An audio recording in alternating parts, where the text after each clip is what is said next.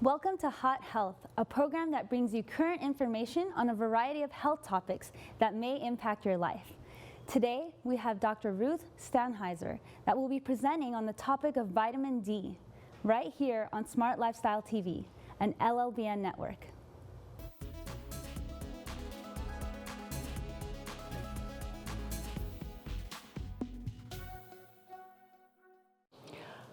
Hello, I'm Dr. Ruth Stanhiser, a practicing physician, graduate of Loma Linda University, and I'm honored to be presenting a topic on hot health. As was mentioned by Alex, I'm presenting on the topic of vitamin D today, and what we want to know is who needs it and why. So vitamin D has been in the news a lot lately. What is vitamin D? Vitamin D is part of a group of fat-soluble corticosteroids. The most important ones in humans are vitamin D3, cholecalciferol, and vitamin D2, ergocalciferol. The body can synthesize cholecalciferol. Well, is vitamin D really a vitamin? The definition of a vitamin is up here on the screen right now. Any of various organic substances that are essential in minute quantities to the nutrition of most animals and some plants, act especially as coenzymes and precursors of coenzymes in the regulation of metabolic processes, but do not provide energy or serve as building blocks, and are present in natural foodstuffs or are sometimes produced within the body. So, in the broadest sense, vitamin D is a vitamin. But is it an essential dietary vitamin? Well, it's not. It's not an essential dietary vitamin because it can be synthesized in adequate quantities by humans. So why was it ever called a vitamin in the first place? Well, it was called a vitamin because its addition to the diet cured rickets. It's now added to foods in many developed countries. Vitamin D is more accurately described as a pro-hormone, not really a vitamin. So what does vitamin D do? What are its functions? Well, all tissue cells in the body have vitamin D receptors. 25-hydroxy-D3 enters each cell and is transformed to 125-hydroxy-D3. And the function of the 125 active form is cell-specific. We'll see this slide again in the future. There are more than 1,000 genes that have VDRs. So most people know that vitamin D is very important for the bone and skeleton. And in fact, that's all we knew for many years until quite recently. But really, vitamin D in the bone and the skeleton only represents about 15% of what we're doing with vitamin D in our bodies. A deficiency of vitamin D leads to osteopenia, which is a precursor to osteoporosis, osteomalacia in children, which is called rickets, and osteomalacia in adults. Osteopenia is a condition where the bone density, mineral density is lower than normal, and it's considered to be a precursor to osteoporosis. I put in a picture of what rickets looks like because in the United States, it's rare to see children with rickets. There have been some cases, even in Southern California, of rickets in children, but it really is quite rare to see this. This is a picture showing that the bone of a child who has osteomalacia is very thin, and the weight of the body causes the bowing and disfiguration of the bones of the lower extremity. But there is osteomalacia in adults, which causes muscle weakness along long bones, proximal muscle weakness, and an increase in body sway with falls and fractures. It's a mineralization defect and it's often misdiagnosed as fibromyalgia, arthritis, degenerative joint disease, and chronic fatigue syndrome. So we're back to, we know something about what 15% of the vitamin D in the body does, but what about all the other things? Now, before we go any further, I want to talk about some of the areas that research is going in because there's a difference between an association and causation, and we'll come back to that. As I said, all the bodies have vitamin D receptors. 25-hydroxy vitamin D enters each cell and is transformed to 125, which is the active form. And there are many, many genes that have these vitamin D receptors. Well, what are they all doing? I'm going to give one illustration. This is one illustration that has been delineated. So vitamin D acts on a receptor on the cell membrane. It goes into the interior part of the cell, and this is a macrophage. This macrophage, if you look down in the corner where there's at the bottom where there's an X, it says TB. This macrophage, which is a cell, a white blood cell of the body, has engulfed a TB germ. But it can't kill this germ until vitamin D comes in and activates the cathelicidins through the mechanism of activating this in the nucleus. Well, there are very few foods naturally that contain vitamin D. In some countries of the world, certain foods are fortified enough to prevent rickets, but that's not affordable or available to many. There are dietary supplements available, but that's not available to everybody either. I just wanted to put a slide up to show some food sources. As you can see, if you irradiate mushrooms, then you have a significant amount of vitamin D. Cod liver oil, a tablespoon, has quite a large amount of vitamin D. But the rest of the foods that we consume have much smaller amounts. We do get a significant amount from milk, but cheeses, which are made from milk, have very, very little vitamin D. So the major source of vitamin D is sunlight, and I think that's the way that God actually meant it to be. When sunlight hits the provitamin D, it's called 7-dehydrocholesterol, so a cholesterol backbone. Sunlight hits that and breaks open a ring, which causes it to be the ring causes it to be begin to be activated and move. It has to then move to the liver and to the kidneys. Now, the important thing to take home from this is that ultraviolet light, it's UVB, not UVA.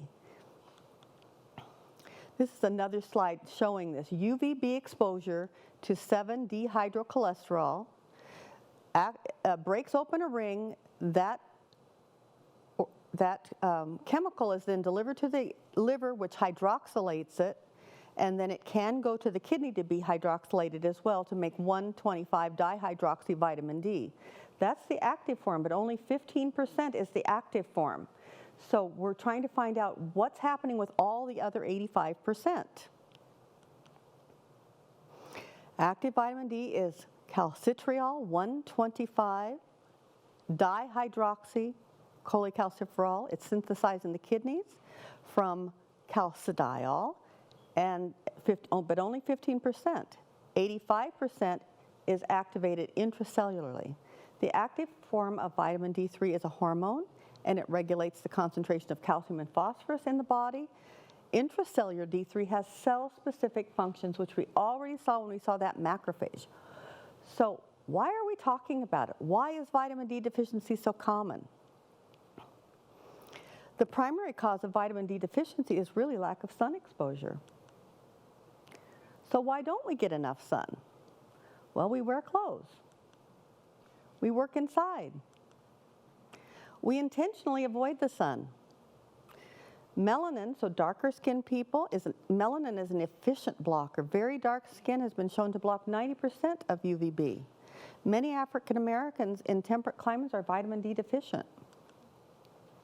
There's the practice of purdah in the Muslim population. The angle of the sun decreases UVB dramatically. When the sun is directly overhead, you get UVB. When it's filtered by the atmosphere or the smog, or if you're living at places higher than Sacramento, when the sun comes up I spend a lot of time in Oregon, it comes up kind of in the southeast and it comes over to the southwest. It's never directly overhead, and all of that UVB gets filtered out. And then, of course, the dermatologists have told us to avoid the sun because of skin cancers, and a sunscreen with an SPF of 15 blocks 99% of UVB radiation. There are more reasons for vitamin D deficiency. Vitamin D is a fat-soluble vitamin. If you are overweight, obese, you have a large pool of distribution, so you don't have as much vitamin D available for active to be made into active vitamin D in the cells. Vitamin D is absorbed into the fat cells and not available. Aging decreases 7-dehydrocholesterol in the skin. A 75-year-old has 75% less of the sites in the skin than a younger adult, so it takes longer to be able to make longer time in the sun to make vitamin D.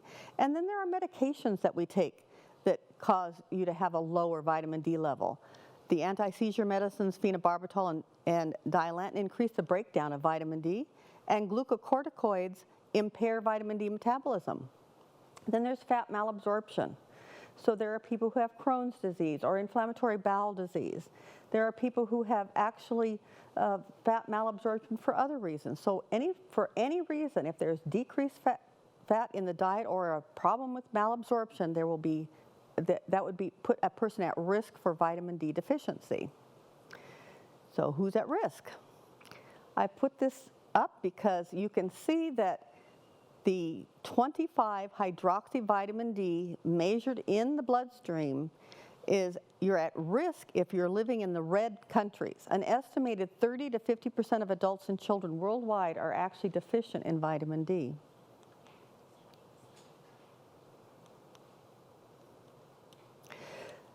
But there is another issue, because we know lots of associations when we became interested in things other than bone, but an association doesn't mean that it's causing the condition. And so they have taken many conditions that have been shown to have shown an association, and they've given these people vitamin D and nothing improved. So causation is different than an association, and we're still trying to work through those kinds of things. But these are some of the things that have been associated with vitamin D deficiency. Depression, seasonal affective disorder, preeclampsia, chronic diseases including diabetes, and some autoimmune disorders, as well as many of the epithelial cancers.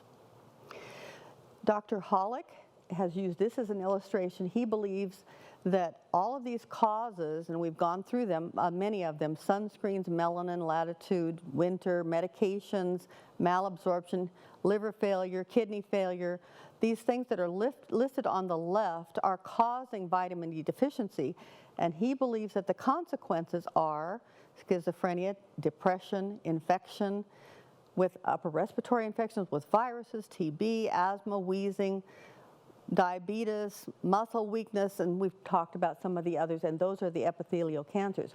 Well, is this really true? This is where the controversy starts. We know that there is an association. We don't know all of the facts that make it a causation. There is more and more research being done that suggests that many of these really are affected by low vitamin D levels. Well, how much do you need? This is also an area of controversy. The NIH says that deficiency is less than 12 nanograms per ml. It's inadequate if it's 12 to less than 20, adequate if greater than 20. And if you get too much orally, but not through the sun, you cannot be toxic with too much vitamin D from the sun. You can have adverse side effects. We do need sunshine. What are our recommendations? A single dose of 10 to 15 minutes of large skin exposure. I will often tell my patients that you need to be without clothes, front and back, in the direct overhead sunlight for 10 to 15 minutes, or if you're fair-skinned, for a minute less than it takes for you to turn pink in the direct overhead sunlight. That's the noonday sun. And doing that correlates with 20,000 international units of vitamin D in 24 hours. They have suggested that doing that 3 times a week for the 3 months of summer gives you an adequate amount of vitamin D to carry through the whole rest of the year.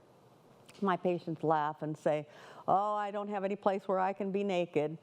I have a cousin who is a dermatologist. She agrees with all of this, and she just says, you know, cover your face and your arms, the largest sun-exposed areas, with something while you're doing that, because we don't want to cause more skin cancers. And then when you're done doing your vitamin D exposure, cover up again. Remember, dark skin can take a lot longer. I have some recommended oral doses. These are the recommendations, again, from the NIH. These are different in the United States and Europe. The amounts that are recommended have gone up over the last 10 years and may go up again. Well, how do you know if you have enough vitamin D? I've shown you that you need to do a blood level. So that's one of the reasons that we have kept the levels a little lower in the United States, because when they're doing this, they're assuming that nobody is getting sun exposure. Everything is coming from a supplement or from your food, which may not be very realistic. The summary of this is that vitamin D deficiency really is a pandemic. It's out there. A lot of people are having problems with vitamin D deficiency. I have patients, I measure those patients in the hospital. When I first started doing this about 10 years ago, everybody I saw in Oregon was deficient in vitamin D. The word is out. A lot of people know that we should be checking our vitamin D levels and that it has a general effects on health, so they're taking oral supplements. So it's less, I find fewer people that are totally deficient now, but if I have somebody come in who's overweight, they are almost always deficient. I take care of people who are alcoholics. They're almost always deficient. It is a pandemic. It really is caused by lack of appreciation that sunlight in moderation is a major source of vitamin D for most. And I do think it's interesting that the Adventist Church has felt for many years that sunlight was important, along with exercise, nutrition, rest, trust in divine power. Most of the people many of the people in this listening audience are familiar with these particular areas of health. But I remember just kind of skimming over the fact of needing that sunlight was important. Yeah, sunlight was important. But in medical school a number of years ago, I was told that just in Southern California, walking to your car and back was enough. It turns out that really isn't true. It needs to be a little bit more sun exposure. Few foods naturally contain vitamin D. 4 to 5 foods are inadequate to satisfy the vitamin D needs of children and adults. Remember that vitamin D deficiency causes rickets in children, osteopenia, osteoporosis, and fractures in adults. A circulating level of greater than 30 is required to maximize the beneficial health benefits. Some of the experts feel that it's even higher than that to be optimal. When there's a lack of sun exposure, you may need at least 1,000 international units a day to achieve the levels that you need. Thank you. It was exciting to learn about vitamin D. And I don't know about you, but I'm really encouraged to go out there and get some of this vitamin D. And it's awesome because it's free. Now, we have some questions from the audience that we just want to ask Dr. Ruth Stanhiser. Hi, Dr. Ruth. Hi. We have here a question that says, can you ever get too much vitamin D? Well, if you're getting your vitamin C from the free source, which is the sunshine, you can never become toxic from vitamin D. There is a backup mechanism and breakdown in the skin. It just never happens. But if you're taking oral vitamin D, it is possible, although rare, to overdose on vitamin D. And so there are recommended upper limits of what you should be taking per day for both children and pregnant women and adults. And the recommended intake per day is also different for those groups. We didn't go into that in detail the last time when I was speaking, but that's true as well. I want to bring out one point about vitamin D. It was mentioned that it's a fat-soluble vitamin if you're taking a supplement. One of the common things I find with my patients is that they'll say, oh yeah, I've been taking vitamin D for a year now. And I'll say, but your vitamin D level is very low. What time do you take your vitamin? Oh, I take it first thing in the morning with all my other pills. Vitamin D is a fat-soluble vitamin. That means it needs to have fat to absorb it. I usually tell people that they should be taking it most of their supplements, if they're taking supplements, after a large meal, because most large meals do have some fat in them. Right. And then they'll be able to absorb it for most people. Gotcha, gotcha. Would you recommend then vitamin D be taken in the morning, afternoon, or night?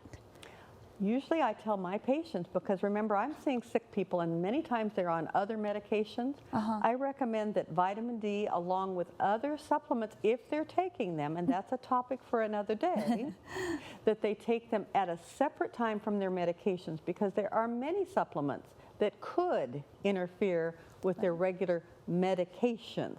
I tell them to think of them as food, and I often recommend that they take their supplements, including vitamin D, after lunch, and pretend that it's food. Don't put it in the pill box with all the others. Just pretend that it's part of your food if you're taking it as a supplement, and not the free form, which is sunlight. Oh, okay. Well, that's very useful information. I know sometimes people have misunderstandings of when they're supposed to take what, or where is the best source of getting their certain vitamins. So that's really helpful to know that. Another question we have that kind of tails off of what we just talked about. Is it possible that vitamin D can actually help sleep?